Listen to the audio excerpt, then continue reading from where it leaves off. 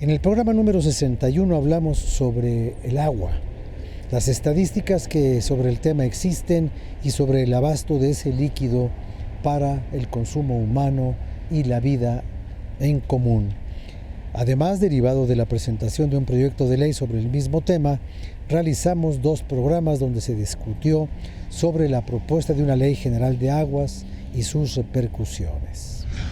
Esta reforma constitucional fue apoyada por el PAN y hace un momento hablaba yo de que es un tema que democratiza mucho la participación de todas las autoridades. De repente los temas del agua han pasado prácticamente por unanimidad en las últimas reformas que se le ha hecho a la Ley de Aguas Nacionales y la última que se hizo a la propia Constitución.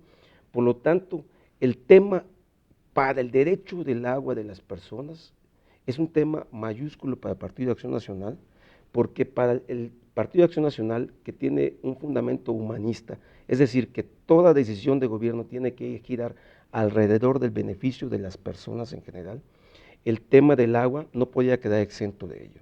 Por eso apoyamos esa reforma.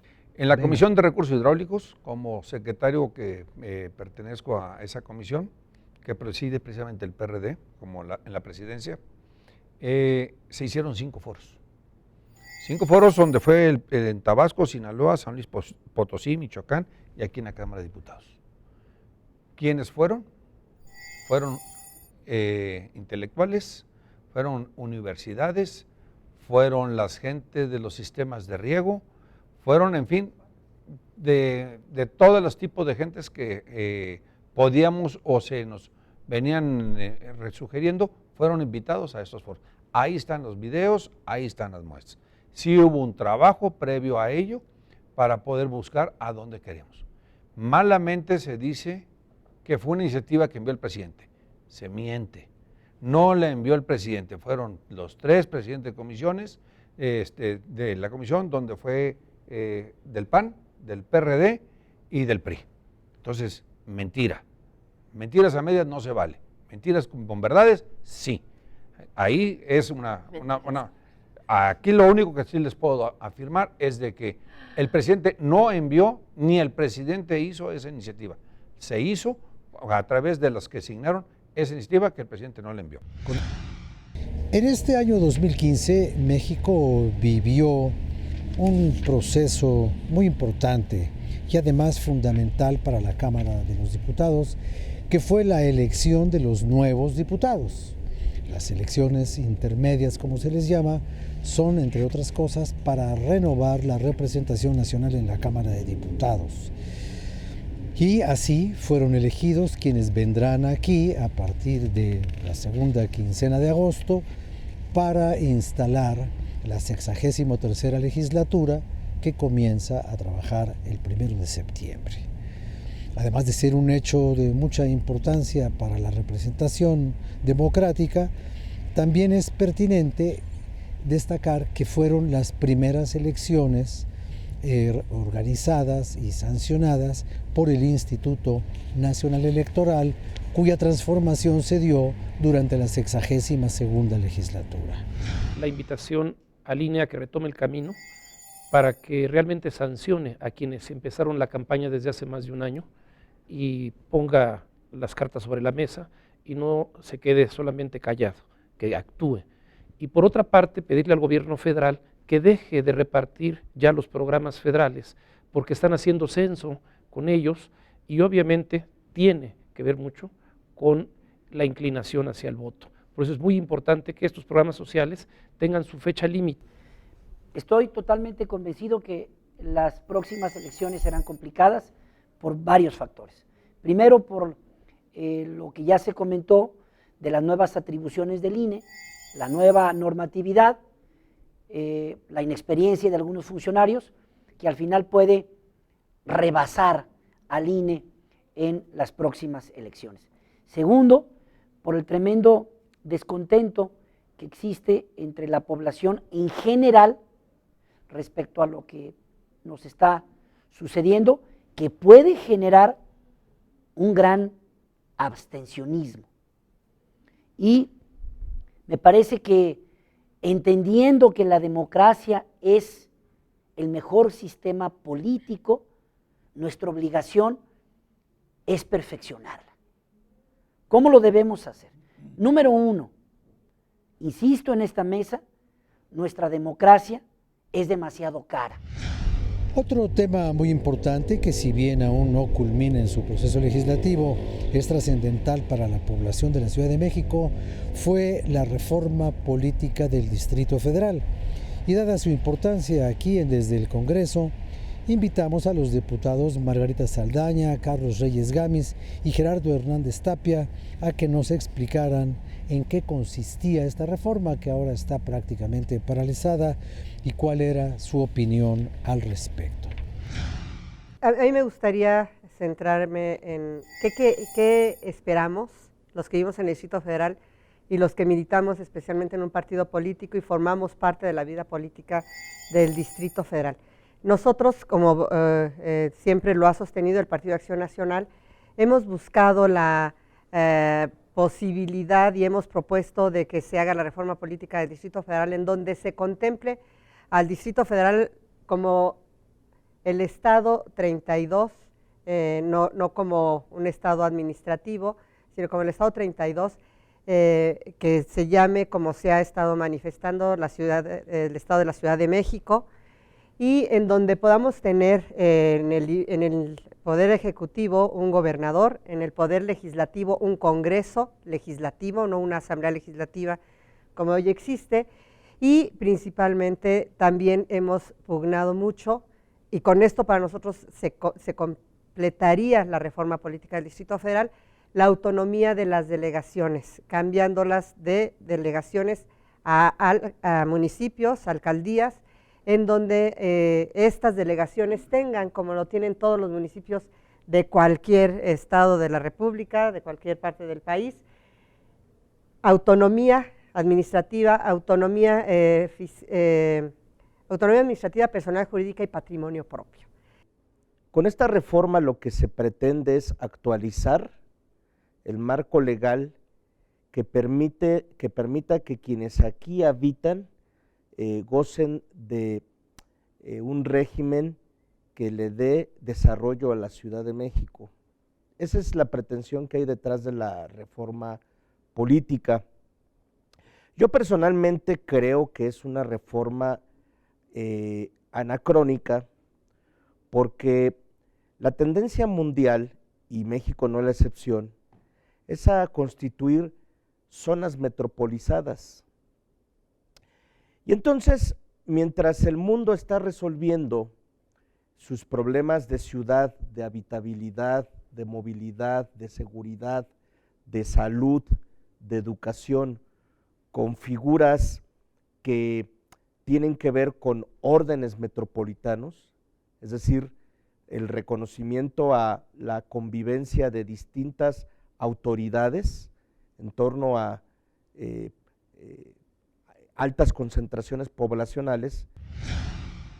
Hace unos momentos hablaba yo con usted sobre las comisiones conformadas por los diputados, y una de las que fueron creadas durante este tercer año legislativo fue la relacionada con el cierre por mantenimiento y mal funcionamiento de la línea número 12 del Metro de la Ciudad de México, esa llamada línea del Bicentenario o línea dorada, que resultó más chafa que la Copa de Oro, hablando de cosas doradas, pero ese es un tema deportivo del cual no nos vamos a ocupar. En fin, que en el programa número 76 de Desde el Congreso abordamos este tema con los diputados Ricardo Mejía Verdeja, Antonio Cuellar, Manuel Huerta Ladrón de Guevara y Magdalena Núñez Monreal. Efectivamente, no tenemos aquí por qué suponer que las instituciones jurídicas que han venido utilizándose para la implementación pues, de todos los trabajos son instituciones que no merezcan la pena realmente mantener, conservar y desde luego echar a andar de la manera correcta. Sin embargo, es precisamente en la utilización de estas figuras jurídicas que quizá ha existido algún exceso, ha habido algún desvío, que es el que nos debe de interesar. Y mire, aquí la verdad es que por más que quisiéramos nosotros oponernos, los resultados son contundentes. Hay una inversión muy importante y otra mucho mayor que se va a tener que hacer en el futuro para poder sacar adelante este gran tropiezo de la línea 12 y ponerla en marcha. Hay un número muy significativo de usuarios de la línea 12 que no están gozando de aquello que se les prometió, de aquello que era tan importante para poder unir la zona oriente con el poniente de la capital, y por consiguiente tenemos que actuar. Tenemos que actuar de una manera imparcial, objetiva, como lo hemos tratado de hacer. El gobierno del Distrito Federal ha solicitado la expedición de un dictamen, de un diagnóstico con relación a la problemática. Este dictamen, este trabajo se le encomendó a una empresa que se denomina Sistra, que es la que nos ha venido a ilustrar a nosotros que existe una incompatibilidad. Hay un consorcio constructor donde están empresas de reconocido prestigio como ICA, como la propia Alstom, que sigue siendo contratista del propio gobierno del Distrito Federal. Hay un consorcio certificador, participó la UNAM, participó el Instituto Politécnico Nacional, la obra fue auditada, hay dictámenes de la Universidad de Navarra, de otras empresas de consultoría, donde muestran claramente que la obra estuvo bien trazada. Las curvas cerradas se dan igual en otros países donde hay metro de la Ciudad de México. Hay dictámenes que avalaron la rodadura férrea. Sin embargo, hubo una falla garrafal en el mantenimiento preventivo y correctivo, prácticamente 5 meses sin mantenimiento de parte del actual director del metro, por una vendetta. También él trae ahí algunos agravios de carácter personal, y en su complicidad con el PRI y el Verde, pues han tratado de enfilar todas las baterías contra Marcelo Ebrard, afectando de paso a casi 500,000 de usuarios de la línea 12 del metro.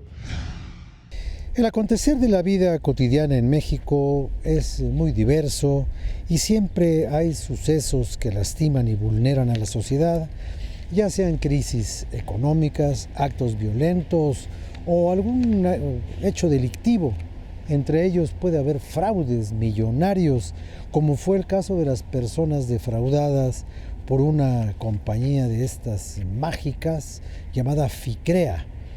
Y si en esta infinitud de hechos tienen todos repercusión en la vida diaria, también lo tienen aquí en la Cámara de Diputados, y por esa razón el desfalco a los ahorradores de FICREA tuvo un impacto aquí, y se redactó una ley para prevenir y evitar que se presenten futuros casos como este.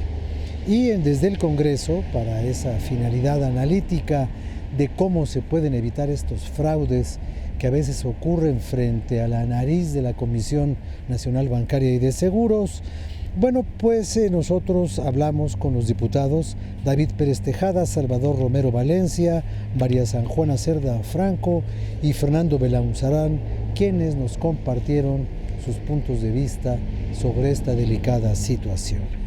Sí fue obviamente un fraude que nosotros consideramos de gran magnitud.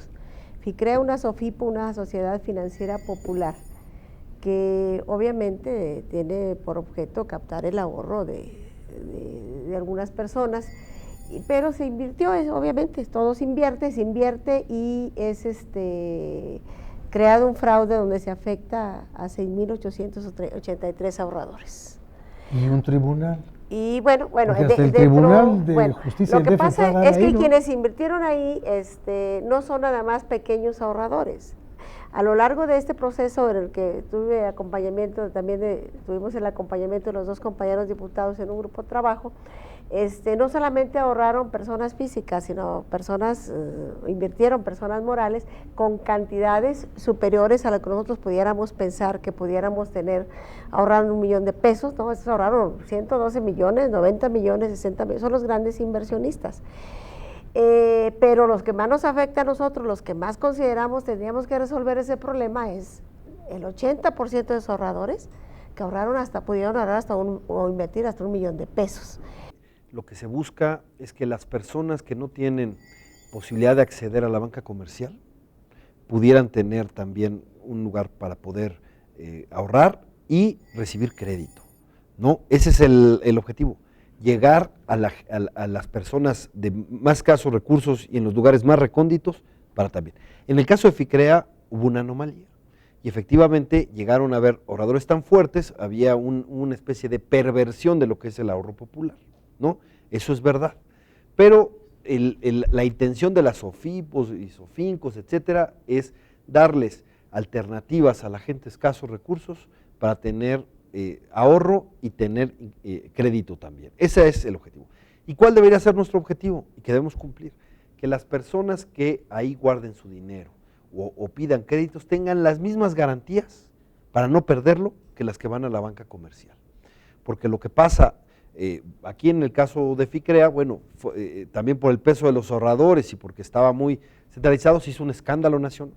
Pero hay lugares apartados en el país donde defraudan a los de menos recursos y no hay una sola nota en el periódico y pasan de largo. ¿Cómo les damos garantías a esas personas y de esa manera prevenimos lo que sucede? Es decir, que el caso FICREA nos sirva para tapar el pozo, ¿no?